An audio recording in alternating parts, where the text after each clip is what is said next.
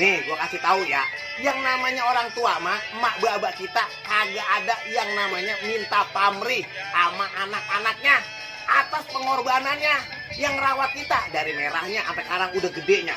Biar kata kita ada di ujung dunia, jauh banget dari orang tua kita, tetap orang tua mah ngedoain kita biar anaknya berkah selamat, biar anak sehat walafiat, biar usahanya lancar. Tuh yang namanya orang tua mah. Makanya sayangin orang tua kita, emak bapak kita selagi adanya. Insya Allah, ya insya Allah, duit yang nyariin kita, bukan kita yang nyariin duit. Tuh namanya orang tua mah berkah. Biar kata kita ngasih kecil banget ke orang tua mah insya Allah senang, gembira. Karena kebahagiaan anak berarti kebahagiaan orang tua kita. Dengerin. Wadidaw dah.